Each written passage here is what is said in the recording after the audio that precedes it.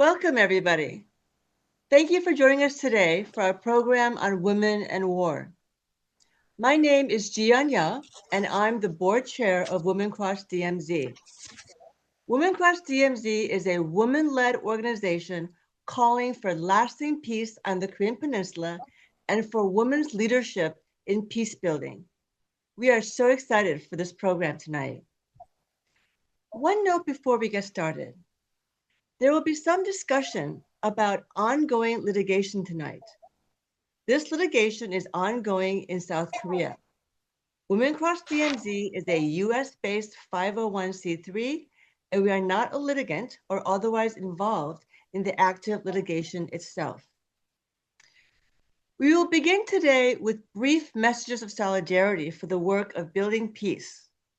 And first, we will hear from Margo Okazawa, who is with the International Women's Network Against Militarism. Margo, welcome. Hi, everyone. Greetings. Thank you for having organized us for this very historical, important gathering. So I'm here on behalf of the International Women's Network Against Militarism. And we say we support our Korean grandmothers. As members of the International Women's Network Against Militarism, we're living in the Philippines, Japan, Okinawa, Guam, the Republic of Korea, Palau, Mariana Islands, Hawaii, and mainland USA.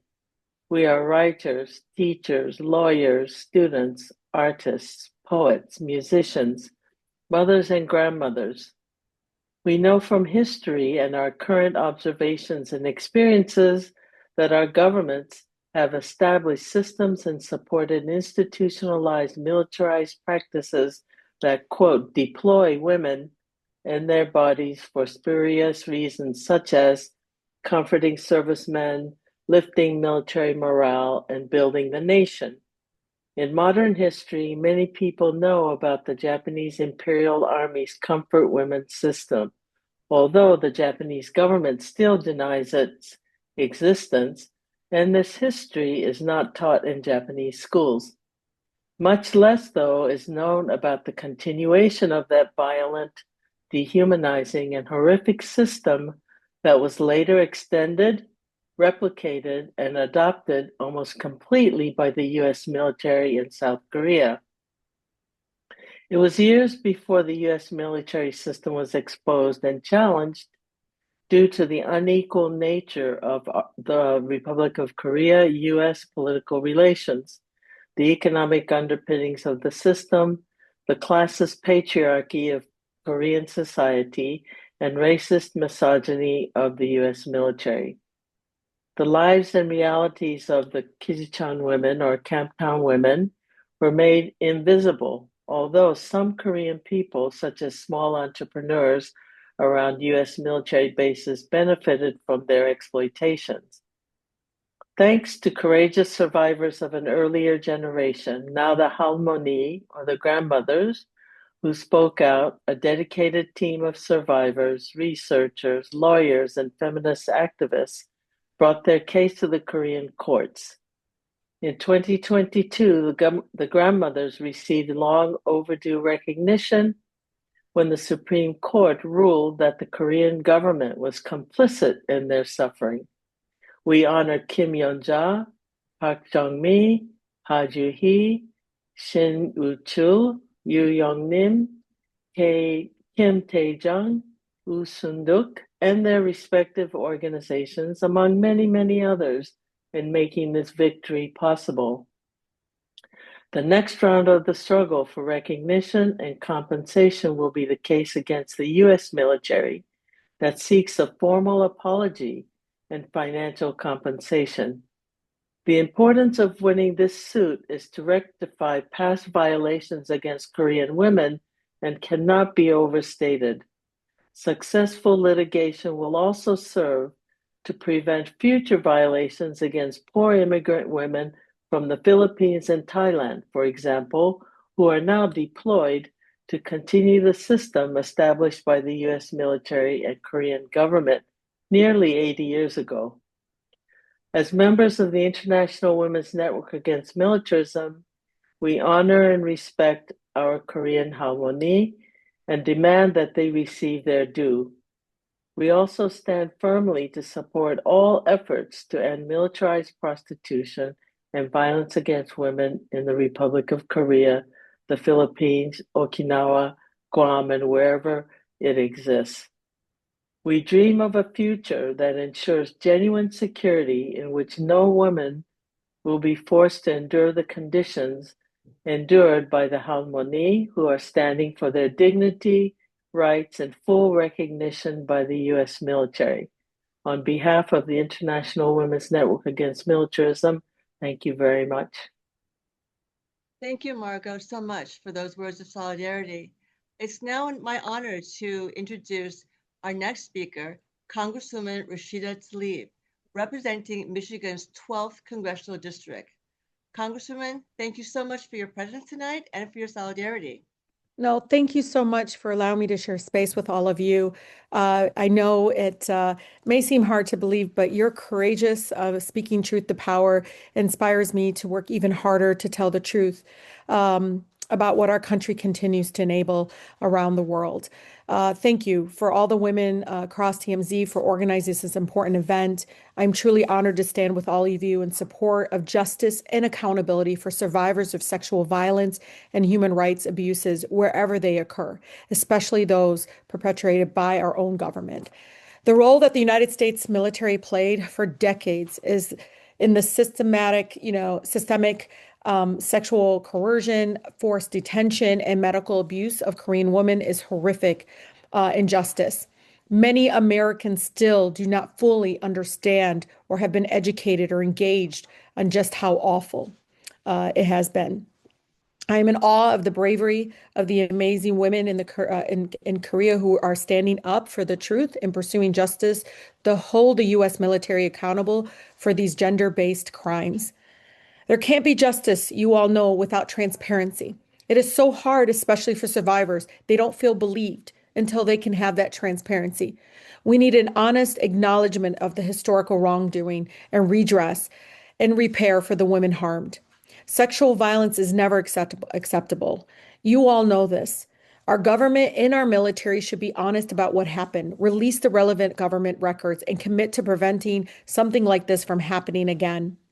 We know that this is not an isolated case. Our country is addicted to war. I say this all the time to my colleagues. I can't get clean drinking water for my community, but you always have money for war. And we know that the war and militarism leads to human rights abuses that overwhelmingly harm women and girls.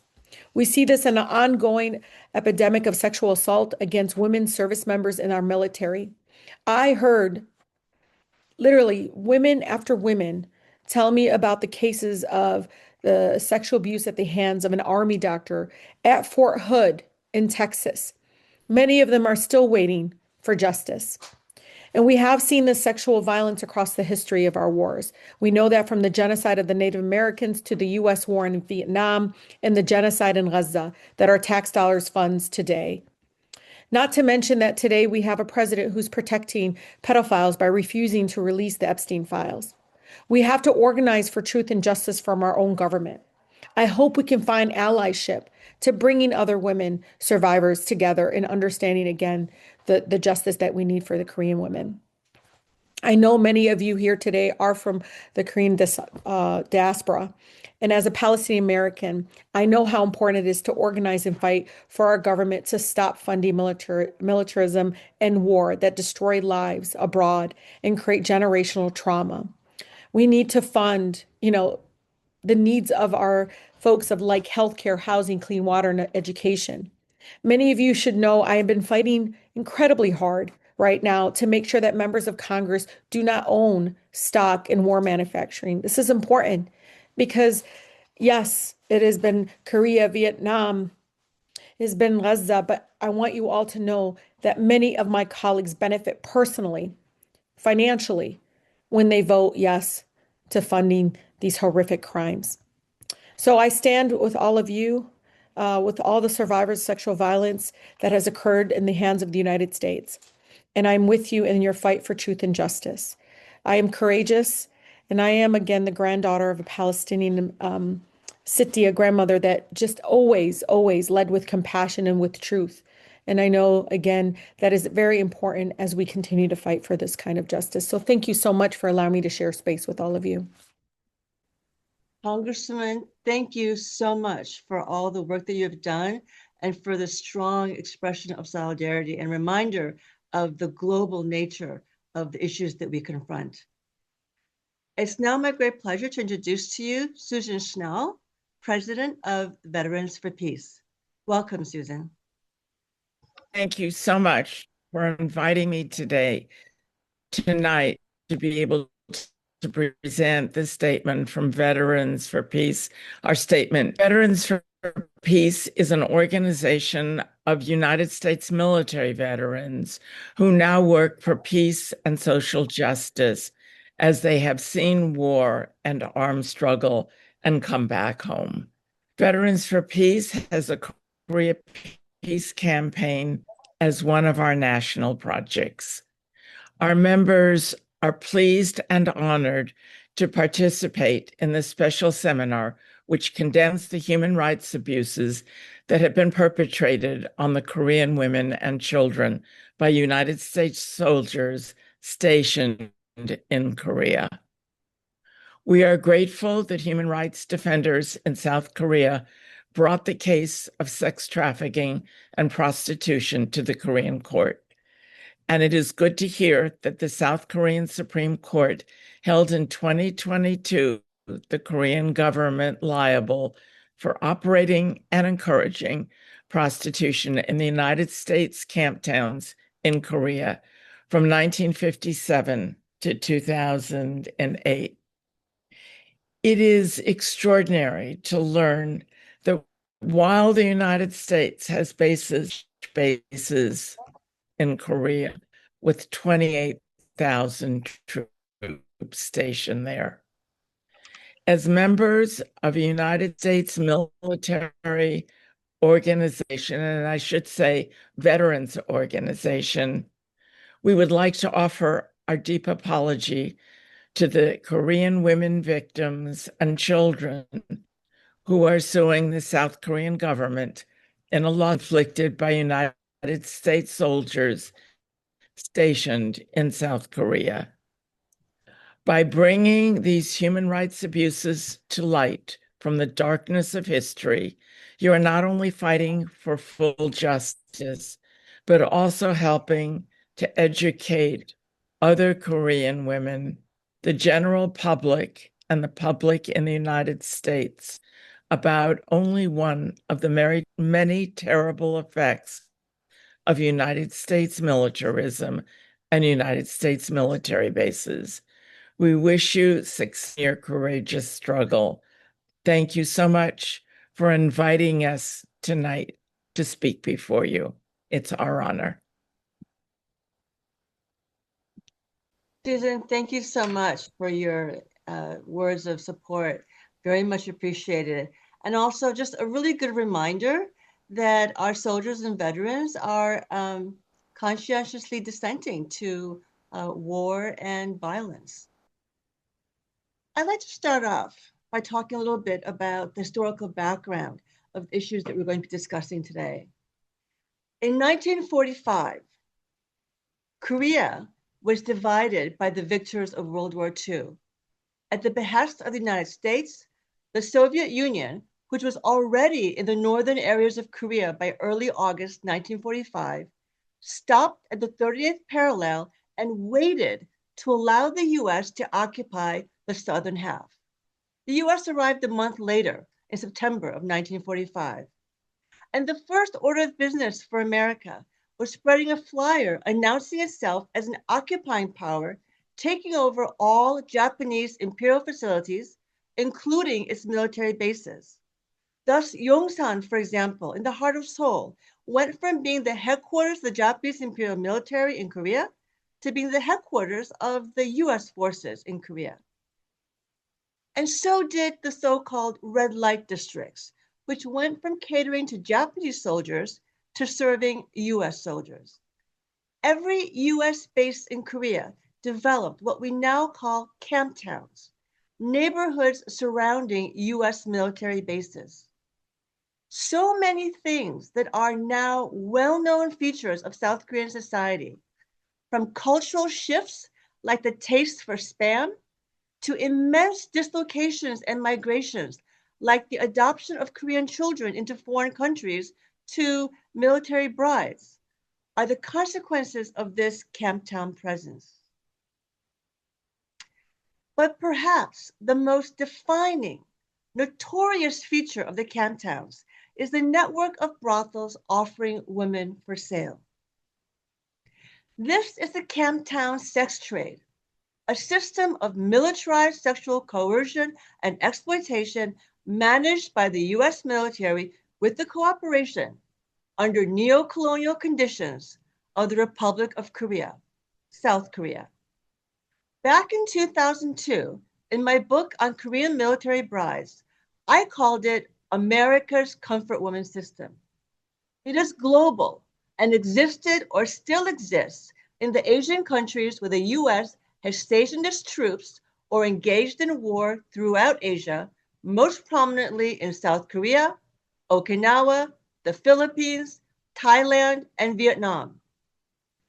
The militarized sex trade in American camptowns is a policy choice made by the U.S. military, not in one big, glaring programmatic decision, but through a series of small decisions, such as the one that soldiers in Asia need regular sexual recreation in order to be in top fighting condition, or the decision to control sexually transmitted diseases by controlling the women, or the belief that prostitution, as the military saw it, was a necessary evil to protect the good women from the uncontrollable sexuality of American soldiers.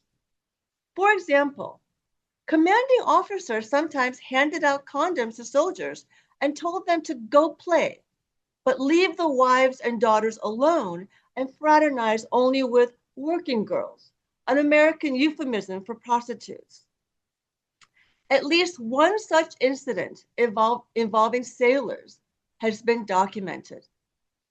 To put it plainly, the U.S. military believed their soldiers had sexual needs and believed that it was okay for them to use quote unquote working girls in Korea to relieve those alleged needs.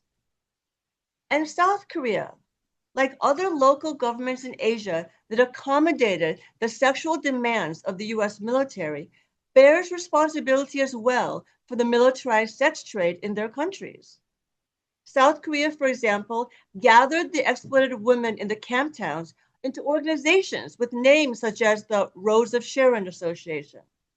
Then they called the women into local auditoriums where they lauded them as patriots working on their backs for the sake of national security. They also praised the women for their contributions to national economy, saying that they earned US dollars that helped the economy grow and be strong.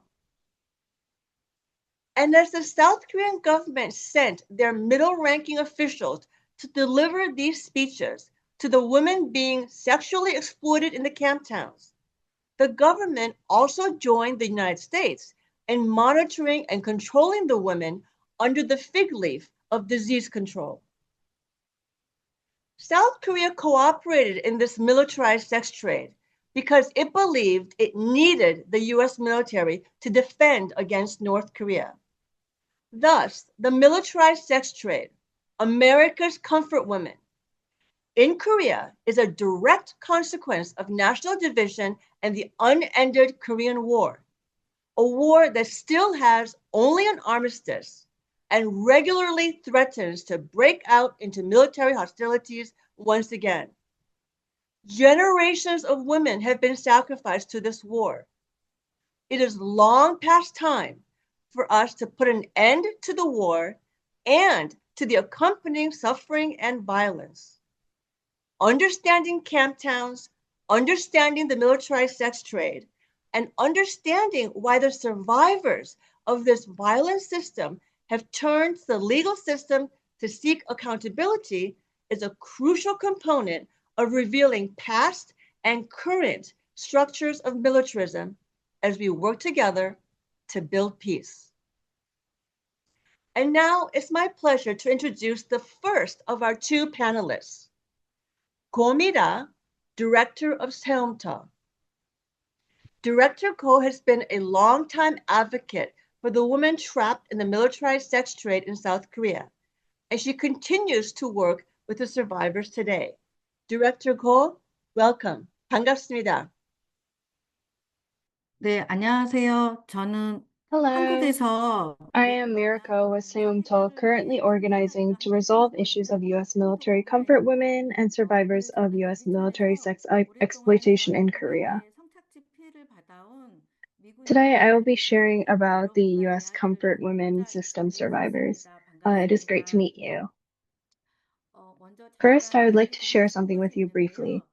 I spoke to the former comfort women who were victims of the U.S. military about this webinar being held today. They were very happy that there is such interest and activity in the United States regarding their situation, and they expressed their sincere gratitude to all of you. They also emphasized that the U.S. needs to know about the many severe injustices they suffered at the hands of the U.S. military and how difficult their lives still are today. They asked me to convey their plea to you that you help them resolve this issue and ensure that figures like the U.S. President apologize. I wanted to pass on these requests to you here today. I will go on to begin. Today, I would like to share 3 things with you all. The first is that the harm inflicted upon U.S. military comfort women is not a personal deviation of U.S. soldiers, but a systematic crime combining state and military power. It was structural violence.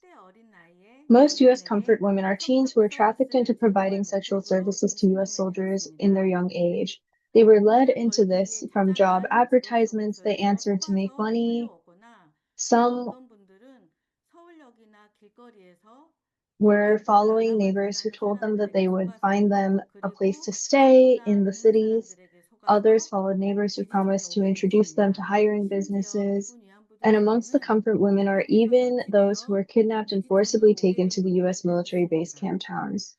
And while being imprisoned by a pimp, they were continuously raped by U.S. soldiers and forced to engage in prostitution due to debts.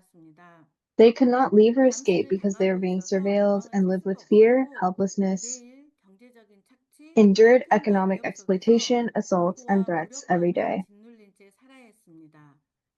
Furthermore, U.S. comfort women had to endure attempted murder, imprisonment, assaults, threats, and forceful drug administration from the U.S. military as well.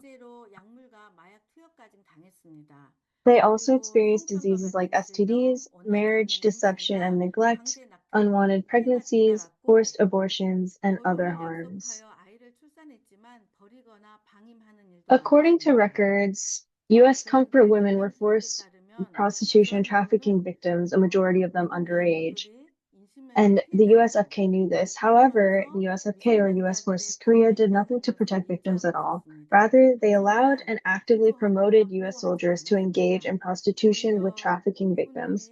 Instead of protecting them, they tracked and reported U.S. comfort women's every move and managed a list of them too. They in fact took comfort women into military barracks or training grounds using their trucks and jeeps so that dozens of them could be prostituted to U.S. soldiers at a time. 부대 막사까지 들어가서 미군을 상대해야 했고요. 일부 미군 부대에서는 포주에게 연락해서 직접 미군 위안부들을 모집하거나 미군과 There are other severe harms as well. 직접 이동시키기까지 했습니다. For example, the U.S.F.K, under the pretense of protecting U.S. soldiers from STDs, forcibly detained Korean women suspected of having them and subjected them to forced penicillin injections without any legal authority.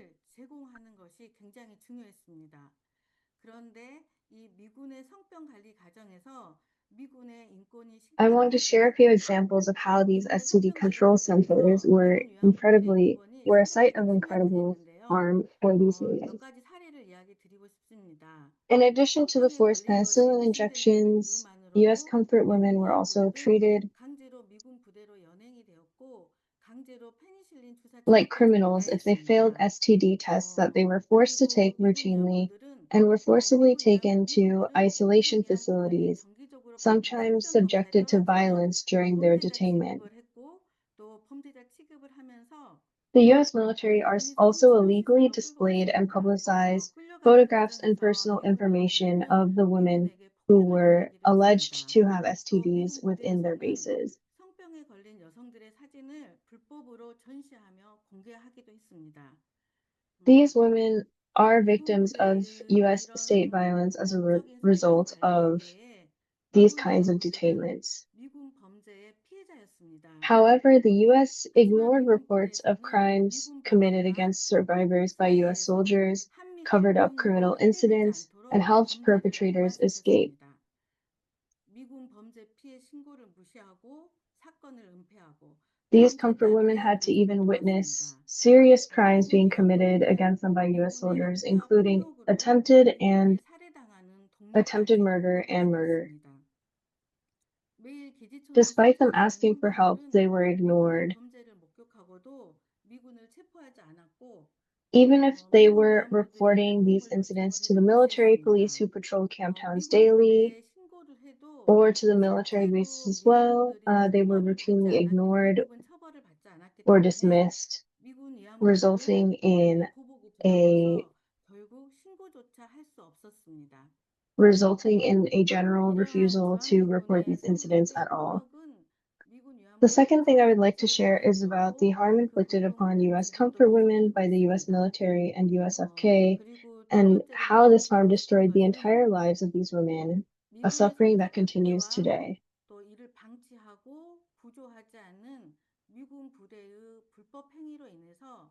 Victim suffering continues today.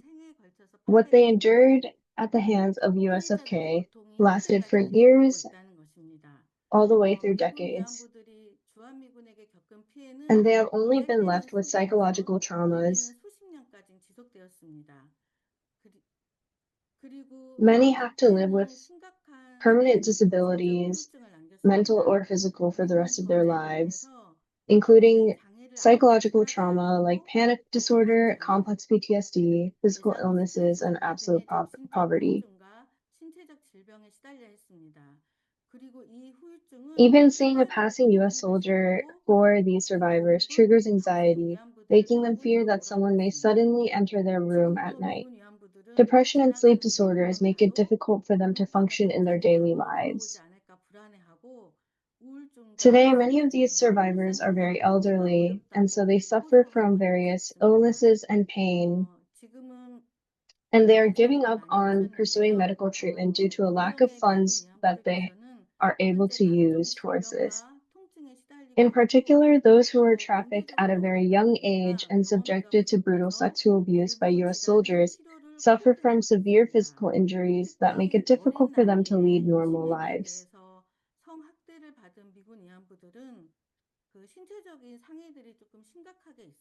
Since many of these women are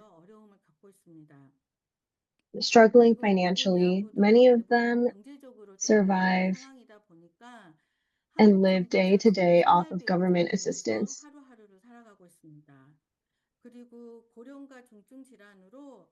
Many of them are also isolated from their families, and the number of elderly survivors dying alone due to old age and illness is increasing. And because they have lived in this way isolated, their funerals are classified as those of individuals without next of kin, and services are only able to be held after administrative procedures are complete, which can take anywhere from 1 to 4 weeks.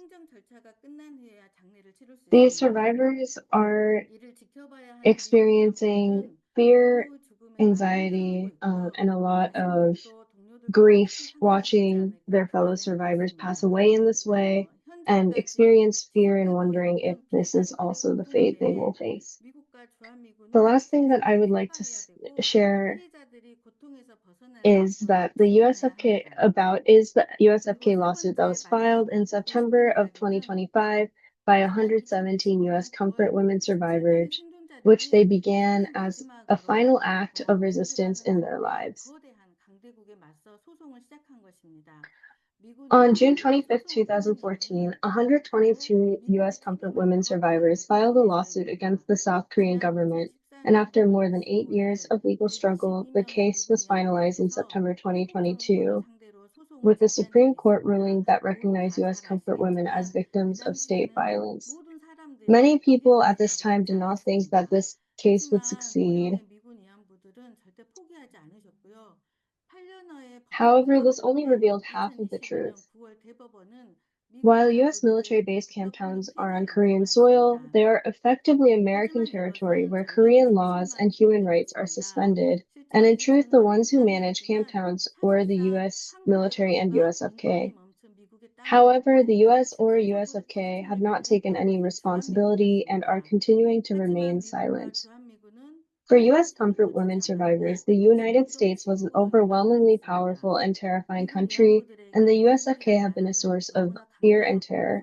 However, in 2021, while awaiting the Supreme Court ruling, a number of survivors mustered the courage to do what they felt they must do before their deaths. This lawsuit came out of the coalescing of these women's desperate hope to redress the injustices suffered by their countless fellow victims of the U.S. military, and to ensure that such suffering would never be repeated. They also hope that this lawsuit will provide hope and courage to women in other countries who have suffered similar harm due to the presence of U.S. military forces. The lives of U.S. military comfort women are drawing to an end. I ask for those of you here today to show solidarity such that the U.S. and U.S.F.K. admit their crimes and provide reparations to U.S. comfort women even a day sooner. And with that, I will conclude my presentation. Thank you. Thank you so much, Director Ko, for your remarks and wonderful explanation. I'd like to now introduce our next panelist. She is a leading human rights lawyer in South Korea, Ha Ju Hee. She is also the head of the legal team representing the 117 plaintiffs in their national compensation lawsuit. Lawyer Ha, welcome. 네, 반갑습니다. Hello, nice to meet you. Hello, I am attorney Ha Ju Hee, head of the legal team representing plaintiffs in the national compensation lawsuit filed by the U.S. military comfort women survivors in U.S. military base camptowns. On September 5, 2025, we filed a lawsuit with Seoul Central District Court naming 117 women who lived as U.S. military comfort women in U.S. military base camptowns as the plaintiffs and the Republic of Korea as the defendant. While the formal defendant in this case is the Republic of Korea, the most important claim we are making is that the Republic of Korea holds the U.S. military accountable for the illegal acts that were done. The basis for holding the Republic of Korea liable for the illegal acts of the U.S. military is rooted in the South Korea National Compensation Act and Civil Special Act concerning the implementation of the agreement on facilities and areas and the status of the United States Armed Forces in the Republic of Korea under Article 4 of the Mutual Defense Treaty. We have already uncovered the truth regarding the South Korean government's illegal action through a lawsuit that continued from June 2014 to September 2022. The court ruling stated that the government illegally justified and promoted prostitution in U.S. military base camptowns and subjected women to systematic and violent management of sexually transmitted diseases without legal basis. Therefore, the government was ordered to compensate the women who suffered human rights violations. The term comfort women for the U.S. military may sound very unfamiliar, but it was the term officially used by Korean laws and government to refer to women who engaged in prostitution with U.S. soldiers, and it was also used in the court rulings of the previous lawsuits. This current lawsuit, refiled in 2025, is the first of its kind to investigate how the U.S. military in South Korea, in collaboration with the South Korean government, actively created a system that justified and promoted prostitution in the military base camptowns. The U.S. military was well aware that prostitution was taking place in the camptowns, yet they allowed U.S. soldiers to frequent these establishments and even permitted clubs within the military bases to be used as places for prostitution. They directly communicated with club owners to discuss how to manage the women and control sexually transmitted diseases. even establishing special zones for this purpose. The U.S. military also used the women in the camptowns as a means to address their own racial discrimination issues. Instead of resolving these issues through anti-discrimination measures or education within the military, they forced the comfort women in these camptowns to provide equal opportunities for prostitution, appealing to patriotism by claiming that refusing Black soldiers weakens national security and unconsciously aids North Korea, urging them to treat all American customers equally to protect their businesses and national security. Despite this, the U.S.F.K. remained silent on violent crimes committed against these women and took no official action.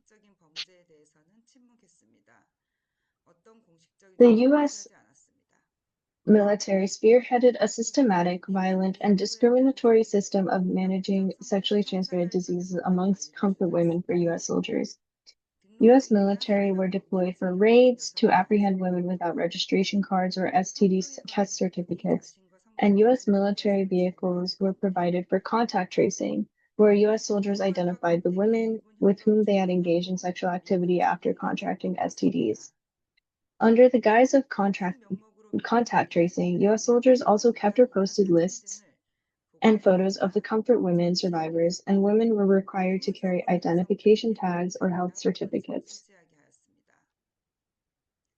One of the most active ways the U.S. military justified and promoted prostitution in the base towns was by actively recommending and agreeing with the South Korean government to establish facilities for the forced isolation and detention of women. Forced isolation and treatment of women infected with STDs was a system that had already been abolished in the United States by 1953 due to its ineffectiveness and human rights concerns. Nevertheless, in 1971, the U.S.F.K. recommended to the South Korean government that only women be subjected to isolation and treatment, and the South Korean government accepted this demand, establishing an STD control center in Gyeonggi province. However, there was no legal basis for forcibly detaining and treating women suspected of being infected with STDs. The women who were detained suffered not only human rights violations from the isolation and detainment itself, but also serious side effects from excessive penicillin administration. While the amount of penicillin used for treating STDs in Korea at the time was around 1.2 million units, the U.S. military recommended 4.8 million to 6 million units, minutes of the Civil Military Relations Subcommittee meeting, is the citation. The U.S. military's policy on managing sexually transmitted diseases amongst comfort women for American soldiers was not aimed at providing health care, but rather at managing the combat effectiveness and health of U.S. soldiers. Even the U.S. military itself acknowledged that relying solely on controlling women is only half of the solution. The U.S. military in South Korea, which is obligated to respect Korean laws, justified and promoted prostitution in the base towns, and subjected women to violent, systematic, and discriminatory management of sexually transmitted diseases. This constitutes a violation of the Act on the Prevention of Prostitution and the Convention for the Suppression of the Traffic in Persons and of the Exploitation of the Prostitution of Others. Furthermore, it violates U.S. laws prohibiting prostitution, and the forced isolation and treatment of these women constitutes a violation of their bodily autonomy, while the fact that only women were subjected to this treatment violates the principle of non-discrimination. In this current lawsuit, we will do our best to reveal the reality and structure of how the U.S. military managed and controlled women. In particular, we hope this process will provide ample opportunity to listen to the testimonies of the women who were forced into prostitution by the U.S.F.K. Unveiling the historical reality of the U.S. military's action in these camptowns is not only a way to redress the harm suffered by these women, but also a way to expose how the military structurally exploits women and how a powerful nation treats the sovereignty and human rights of another country. We ask for your continued attention and support for the lawsuit that has now begun in South Korea. Thank you. Thank you so much, Attorney Ha Ju Hee, for your explanation of the lawsuit. We now turn to the Q&A section of our evening. We have about 10 to 15 minutes available. And I want to start off with two questions. A number of people have asked these two questions. So one, I think, is primarily for our attorney, Ha Ju Hee, and that is a question about sort of what is the next process in this current lawsuit? How long was the preparation for the lawsuit? So that's one set of questions. And the second set of questions is about the current situation. What is the condition, the situation in Camptowns currently? Do we still have this system of militarized sex trade, America's comfort woman, happening today? So I want to invite Attorney Ha Ju Hee to respond first, the question about the lawsuit. 네, 현재 소장을 So 제기한 as you know, we have 상태이고 currently 언론 filed the 보도에 lawsuit, and an official first hearing or trial date has not been set at this moment. We are currently working on organizing all of the files, meeting notes, etc., that we have as evidence. And once we submit these articles as evidence, we expect there to be a bit more of a reaction from the courts. As of right now, the government have not responded to the lawsuit being filed at all. We expect at least a year of deliberation to have to occur before a ruling is decided upon. Thank you so much for your explanation. So Director Ko, if you could address the question of what is the current situation in the Camptowns today? 지금도 기지처는 약간 To this day, 기지처 영향을 camptowns, military-based camptowns still exist. While the formation and existence, the way that these kinds of clubs exist and operate have been changing, they still exist. And even to this day, there are victims of U.S. military sex slavery. In the more recent times, foreign women have been sex trafficked into these clubs operating at the U.S. military-based camptowns, coming in through work visas before being trafficked. In preparation of this recent filing, we spoke to survivors and found out that even through the early 2000s, these issues of human rights violations and violence were occurring at the military-based camptowns. Thank you so much for that. So we have another question here about whether or not about the global nature of the militarized sex trade. And the question was the comfort woman system the United States has in South Korea and elsewhere in Asia, is that a global thing? Is it limited to the Asian region? What's happening elsewhere in American bases? And I think I'll just use my moderator's prerogative to answer that question. It is different in every region. So the level of control and the level of cooperation between nations to have a sex trade system specifically for U.S. soldiers is at its zenith, at its height in Asia. In Europe, you don't have a system like that.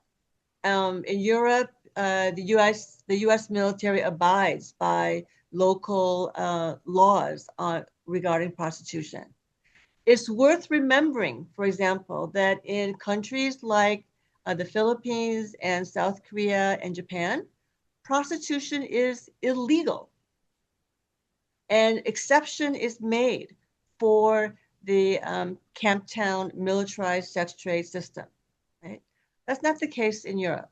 In Europe, where prostitution is illegal, it's illegal, and the U.S. military does not try to have any kind of special services for their soldiers. In the Middle East, where the United States has been at war for multiple decades, American soldiers are under strict orders not to engage in prostitution with prostitutes at all, and not to engage with local women at all, right? They're very well aware of local strictures against male-female social contact, very aware of local customs against local women having contact with foreign men. And so they really drill it into American soldiers who are stationed in places like Afghanistan or Kuwait, other areas in the Middle East. Do not approach, do not talk with local women, right? So there is also really an element of colonial history in the way that the United States has felt free to have its own comfort woman system in South Korea and elsewhere in Asia. This next question is about whether or not the South Korean government actually actively promotes public knowledge of the history of U.S. militarism and camptowns. So does South Korea promote this information, educate its citizens about camptowns and the camptown system? What's going on there in terms of public information and public knowledge? 사실 그 미군 위안부 To be 문제는 honest, 일본군 위안부 much less people know about the U.S. military sex slavery or U.S. military comfort women issue in Korea, especially when compared to knowledge around the Japanese comfort women issue. Something that is a little bit different from prior is that in 2014, U.S. military comfort women survivors, the legal team, and the organizations were the main activists or active parties in that case. However, in this recent filing, we're finding that there's a lot more activity and interest amongst other groups domestically in the RFA and internationally. So we are currently operating solidarity coalitions and organizations to better inform the Korean public about this issue through public political education and other means. However, we are still lacking in the ability to do so on our own. So we're seeing this webinar as the beginning of more activities and education opportunities for the purpose of informing the public better.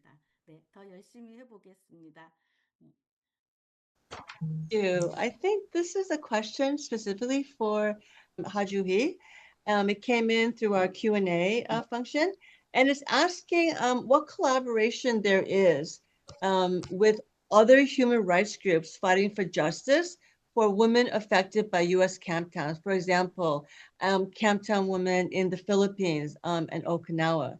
Are there any possibilities for bringing legal action from multiple countries around the camptown militarized sex trade issue? 네, 법적인 소송은 한국에서만 있었습니다. The only 그렇지만 legal lawsuit has been in Korea. However, they have been issues on other military-based camptowns in Asian countries, as Professor Yuh was stating. However, there have not been many activities of this scale in those regions. For example, I am in contact with organizers in Okinawa. When I first shared about these issues with the groups in Okinawa, they did not really know or understand the extent to which how to work a case in this way. For one, when you compare Korea and the U.S., there is difference in culture surrounding what it looks like to support women victims of this kind of a system. And there is a difference in the amount of physical evidence or notes that are available to build such a case. But we have scheduled weekly meetings with organizers and legal teams in Okinawa to continue sharing and possibly build other lawsuits for them as well. So this is another question about sort of the public attention in South Korea. What kind of backlash have you experienced about conservative backlash have you experienced regarding the lawsuits? And what kind of backlash do you expect to come up in the future as the second lawsuit gains more publicity and works its way through the courts? And how have you handled that kind of conservative backlash? And how do you plan to handle future conservative backlash? 우선 제가 1차 소송 때 경험을 하나 I'll 말씀을 share 먼저 a brief 드리면요. instance 처음에 something that I experienced during the first lawsuit. When we first started the lawsuit, and used the language U.S. military comfort women, we faced a lot of backlash from people who had already identified the term sexual slavery or comfort women with the Japanese comfort women. We especially had to have many conversations with organizers who were fighting for or raising awareness around the Japanese comfort women issue in Korea. We can't say that these cases are completely separate because the model that the US was using was off of the system of comfort women established by the Japanese Empire already. So there are historical similarities and relevance in using this term U.S. military comfort women. Rather than attacking these women explicitly, it seems that a lot of the backlash and response is more about ignoring the issue completely. For example, portraying or emphasizing that Korea was a poor nation during this time, and there was nothing else that could have been done for the women at this time, are some of the reasoning and excuses that we hear. We have done official projects in Gyeonggi province around archiving and memorializing these harms and injustices so that we make sure that they don't happen again. And we are doing these things and thinking deeply about how to raise the public political consciousness surrounding this issue. We don't know how exactly this will play out in the court of public opinion, but we do know that there is a lot of interest in the U.S. military being involved with this case specifically. Yes, thank you so much for that response. We have a number of different questions about the current situation of the Camptown survivors who are the plaintiffs in the lawsuit. And these questions are asking, in addition to the plaintiffs, how many more survivors of the system are there? And also, is there any kind of government support for them in terms of living expenses, medical care, etc.? And then relatedly, what is the public reception for these grandmothers like? Are they still stigmatized in such a way that they're really unable to mingle with neighbors, relatives, family, etc.? So, Director Ko, if you could respond to that question, please. 먼저 그 생존자들에 대한 지원에 대해서 조금 말씀을 드리면 First, if I discuss a little bit about the support that exists for comfort women survivors, they aren't receiving special insurance or support monetarily or otherwise as victims of trafficking and sex slavery, but rather just government assistance that they would otherwise be eligible for. There is a system for supporting victims of sexual assault or abuse, and we operate a center using these funds to help comfort women survivors with things that they need, as well as we have been helping with funeral services for the women. We weren't able to receive a lot of support before, but following the filing of the initial lawsuit in 2014, we were able to receive a bit more support and attention. However, winning the lawsuit did not exactly provide greater support for us or increase the amount of support that we were receiving. The administration in Korea has begun to discuss options for supporting, especially the medical bills or medical treatment for the survivors. But that has just been initially brought up. Following the 2022 Supreme Court ruling in Korea, we have felt that there is basically the 2022 ruling ruled that regardless of whether you were sex trafficked or you were there, you went there voluntarily in order to earn money and were entered into the sex slavery system, the court found that you were still a victim of the government in its operation of these